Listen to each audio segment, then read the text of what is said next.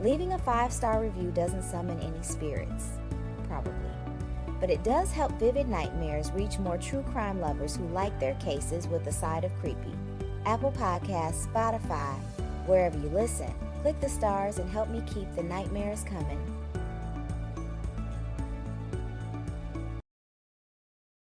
Hey friends, welcome back to Vivid Nightmares. I'm your host, Bridget Denise. And tonight's episode isn't just eerie, it's unsettling. Because this story doesn't happen in the dark of night or down some forgotten dirt road. It happened on Christmas Day in a small southern town where everything should have felt safe. A tree glowing in the parlor, a turkey in the oven, a family getting ready for dinner. But in Germanton, North Carolina, on December 25th, 1929, the Lawson family didn't get peace or joy or anything remotely close to it. What they got was blood. This is the story of Charles Davis Lawson, a hard-working tobacco farmer, a father of 7, and the man who murdered his entire family on one of the holiest days of the year. And the photo? The one he insisted they take, all dressed up in new clothes, standing stiff and strange, still haunts anyone who looks at it too long, because it feels like they knew, like something in that house had already turned. Tonight we're digging into what led to the Lawson Family Massacre, how a father unraveled in silence, and why some say the family home was cursed long before the first shot was fired. Vivid Nightmares.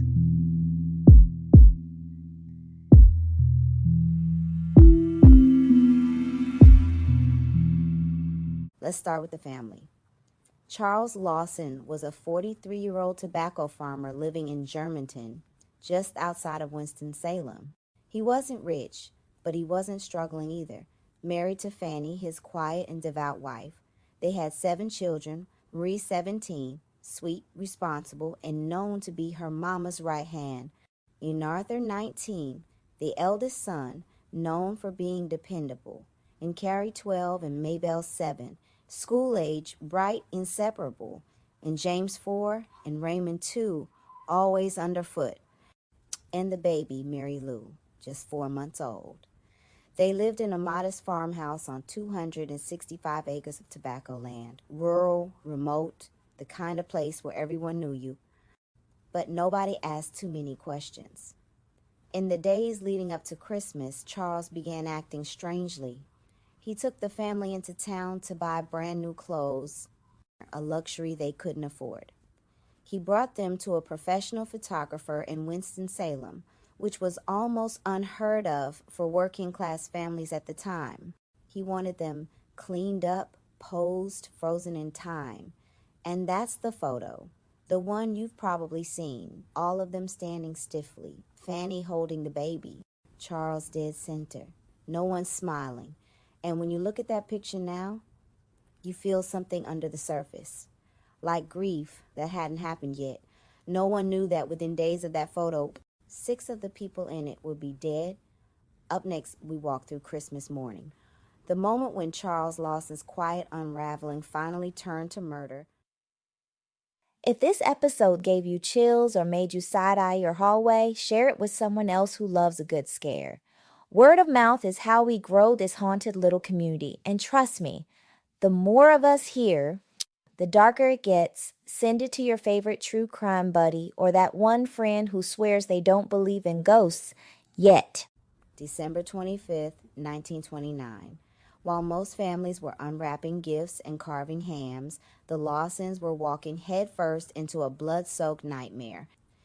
That morning, Charles Lawson sent his son Arthur, the oldest, into town to buy ammunition for hunting. But that wasn't the real reason, because while Arthur was away, Charles had other plans. Just before noon, 12-year-old Carrie and 7-year-old Maybelle walked out toward their aunt and uncle's house to wish them Merry Christmas. They never made it. Charles was waiting near the barn. He shot both girls with a 12-gauge shotgun, then beat their skulls in to make sure they were dead. Then, and this part is especially disturbing, he carried their bodies into the tobacco barn, crossed their arms, and laid rocks beneath their heads like pillows. not exactly the actions of someone in a blind rage. Back at the house, Fanny was sitting on the porch. He shot her next, point blank. When Marie ran screaming from the kitchen, he cornered her, chased her through the house, and gunned her down near the fireplace. The two young boys, James and Raymond, were hiding, but not well enough. He found them and he bludgeoned them to death. Then he walked to the crib and killed 4-month-old Mary Lou, the baby. No mercy, no hesitation. Some accounts say he beat her. Others say he crushed her skull with the butt of his gun. And then, silence. He walked out the door, disappeared into the woods behind the farm. When Arthur returned from town a few hours later, he found the house still, dead quiet. Inside, he discovered the horror. Neighbors heard the screaming. The sheriff was called. Later that afternoon, they found Charles in the woods, dead from a self-inflicted shotgun wound, propped up against a tree. Beside him, letters he'd written, unopened Christmas gifts, and according to local lore, a note that simply said, "Trouble can cause," that's it, "trouble can cause," no explanation, no closure, and to this day, no one knows what he meant. Up next, the investigation, the theories, and the rumors that still ripple through Germanton today, including one about a dark family secret that might have changed everything. Have your own theory about tonight's case? Think the wrong person was blamed, or maybe someone wasn't blamed enough? Hit us up on Instagram or TikTok and drop your theory in the comments. I love hearing your take on these twisted stories. Your voice might even make it into a future episode. The next morning, December 26, 1929, the Lawson farm was overrun with locals, reporters, and officers. More than 5,000 people showed up in the days that followed. People were so drawn to the horror that the Lawson home became a literal tourist attraction. Admission was charged, and people walked through the blood-stained farmhouse, while the Christmas cake Marie baked the day before still sat untouched on the table. Can you imagine a blood-soaked crime scene turned into a roadside exhibit? Let's talk motive. The official explanation back then? Insanity. A few months before the murders, Charles suffered a serious head injury while working on the farm. A neurologist in Winston-Salem examined his brain post-mortem and found no abnormalities. But others who knew him described a change in behavior. He was withdrawn, easily agitated, moody. Some suggested he was depressed or paranoid. The local paper, the Twin Cities Sentinel, quoted a sheriff as saying, "There's no logic in the way he carried it out. It was deliberate, clean, but not angry, not sloppy. He knew what he was doing." But then, decades later, another story surfaced. In 1985, a woman named Stella Lawson, Charles's niece, gave an interview that changed everything. She claimed that her family always suspected an incestuous relationship between Charles and his eldest daughter, Marie. According to Stella, people tried to keep it quiet back then, but Marie had confided in her cousin. She was pregnant, and the baby was her father's. Let that sink in for a second. If that's true, then this wasn't just a breakdown. It was cover up by massacre. Because back in the 1920s, especially in the South, there was no space to talk about incest, no support, no recourse. If Marie had told someone, if others had started asking questions, Charles may have believed murder was the only way to stop it from coming out. Some researchers, like authors M. Bruce Jones and Trudy J. Smith in White Christmas, Bloody Christmas, suggest the incest theory isn't just plausible, but likely. But here's the thing. No confession was ever found, no court hearing, no survivors to testify except Arthur, who claimed to know nothing. And Arthur? He died in a car crash in 1945, just 16 years after his family was wiped out. Today, the Lawson murders are still one of North Carolina's most talked about true crime cases, not just because of how horrific they were, but because they remain emotionally unresolved. Was Charles a man tormented by brain trauma? A father trying to hide his abuse? A quiet monster no one ever suspected? Maybe it's all of the above. Coming up next, how this story became legend and why some say the Lawson family still hasn't left that land behind. Leaving a 5-star review doesn't summon any spirits. Probably. But it does help Vivid Nightmares reach more true crime lovers who like their cases with a side of creepy. Apple Podcasts, Spotify, wherever you listen. Click the stars and help me keep the nightmares coming. After the bodies were buried and the crowds moved on, the Lawson farmhouse sat quiet, but it never stayed still. Within days, rumors of hauntings began. Locals said they heard crying from the tobacco barn, saw shadows in the windows at night, and claimed to smell gunpowder in the cold December air, even years after the murders. Some visitors reported hearing the sound of a baby wailing from the ruins. Others say they saw a woman in a long dress, believed to be Fanny, walking the path between the house and the barn. Even decades later, people who've trespassed on the land say the area feels wrong. One local paranormal team who visited the area in the late 90s claimed their audio recorder picked up the words, "He's still here." Whether that's Charles or something older than the house itself, we'll never know. The site of the murders is now private property, and the original house no longer stands. But that photo, the one taken just days before the killings, still circulates. It's like the family is staring back, frozen in time, caught between the weight of tradition, secrets, and fate. And that's the thing about Southern horror. It doesn't always come with ghosts or curses.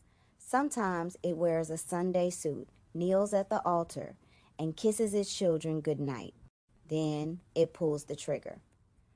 The Lawson family murders weren't just a tragedy. They were a reflection of what happens when trauma, silence, and shame go unchecked. The scariest part? Nobody saw it coming, and sometimes that's the real nightmare. All right, friends, if you thought the Lawson case was chilling, this next one, it's Southern Gothic to the bone. We're going back further now to 1887 to Bibb County, Georgia, for a case that shocked the South so deeply it still gets whispered about in courtroom circles and true crime threads to this day. This is the story of the Woolfolk family, a bloodbath that left 9 family members dead in their beds, and one surviving son on trial for mass murder. But was he guilty, or just the last one standing? August 6, 1887, in a modest farmhouse near Macon, Georgia, the Woolfolk family went to sleep like any other summer night. By morning, the house would be soaked in blood. At the center of it all was 27-year-old Thomas G. Woolfolk, the oldest son of Richard Woolfolk, a wealthy landowner. Living in the home were second Richard, the father, his second wife, Mattie, their 6 children ranging from 18 months to 20 years, and a young cousin visiting for the night. Thomas, the eldest, claimed he had been asleep in a separate room. He said he awoke to the sound of groaning and stumbled out to find his entire family dead. He ran half naked to the neighbor's house screaming, "Murder! Murder! Everyone's killed but me." Convenient, right? This show runs on coffee, research rabbit holes, and Southern ghost stories whispered in the dark. If you'd like to support Vivid Nightmares, consider leaving a rating and review on Spotify or Apple Podcasts. It really helps the show reach more listeners. And if you want even more haunted history and unsolved stories, visit our link in the show notes to grab bonus content and more. Thanks for helping keep the nightmares vivid. The sheriff arrived to find a gruesome scene. 9 bodies, hacked to death with an axe. Children with crushed skulls, blood spattered across walls and bedding. No signs of forced entry, no valuables taken. But what really stood out? No defensive wounds. Everyone was killed in their sleep except one child, whose small hand was found raised as if trying to shield a blow. They also noticed something else. Thomas? No blood, no bruises, no cuts, just calm, too calm. And despite claiming he was barefoot, bloody footprints were found that matched his boot size exactly. Thomas was arrested on the spot. He claimed he'd been framed, that a stranger must have broken in, that he loved his family. But the trial was a media circus. The evidence was brutal. Blood on the underside of Thomas's shirt collar, no signs of forced entry. The murder weapon, an axe, hidden behind an outhouse. Men in his own testimony, which kept changing. One of the most damning pieces of evidence, A neighbor swore they saw Thomas washing blood off his arms at the well. Before calling for help, Thomas's defense argued he was being railroaded, that the real killer got away, but the public wasn't buying it. The Atlanta Constitution called him a cold, calculating creature who destroyed his own blood for inheritance. He was convicted of all 9 murders and sentenced to death. And on October 29, 1890, after 3 years of appeals, delays, and prayer, Thomas Woolfolk was hanged at the Bibb County Jail. His final words, "I am innocent. May God have mercy on those who condemned me, innocent or not." Nobody else was ever charged. And the house? It was burned down by the townspeople, like they wanted the memory erased. The Woolfolk Massacre left a deep scar on Georgia. 9 bodies, 1 survivor, no other suspects. For over a century, some have questioned Thomas's guilt, suggesting maybe a servant or an unknown attacker did it. But no solid alternative theory ever stuck. The land where the house once stood, people say it still feels off. Locals reported screams from the woods, lights flickering in the brush. Some even claim to see a man in old-timey clothes standing in the field that night. But it's the victim's ghosts that get mentioned most. A nearby farmer once told a reporter he heard children's voices near the fence line, where no children had lived for decades. Some say the cries come every August, as if the house tries to remember what it lost, and every now and then, a traveler will stop on that empty road and swear they saw a figure walking toward them, carrying an axe. So now we've met 2 Southern families, torn apart by blood and silence.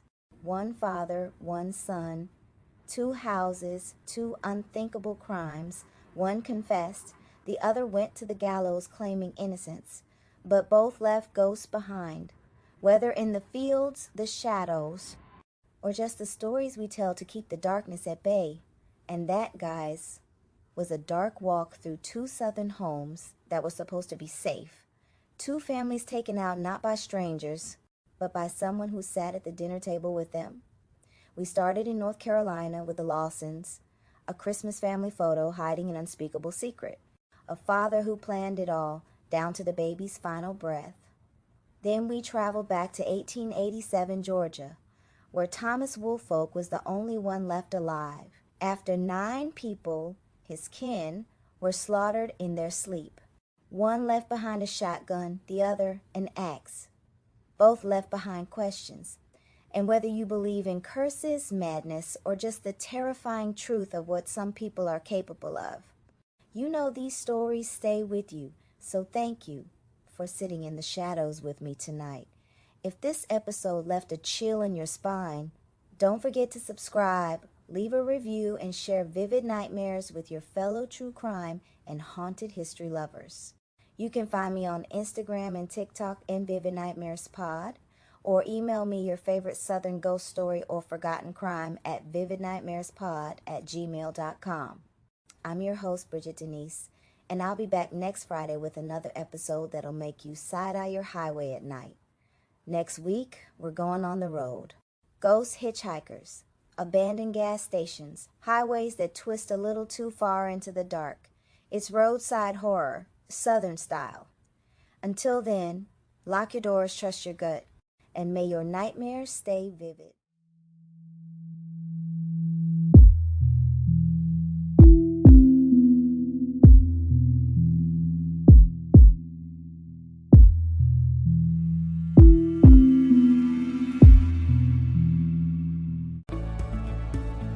This show runs on coffee, research rabbit holes, and Southern ghost stories whispered in the dark. If you'd like to support Vivid Nightmares, consider leaving a rating and review on Spotify or Apple Podcasts. It really helps the show reach more listeners. And if you want even more haunted history and unsolved stories, visit our link in the show notes to grab bonus content and more. Thanks for helping keep the nightmares vivid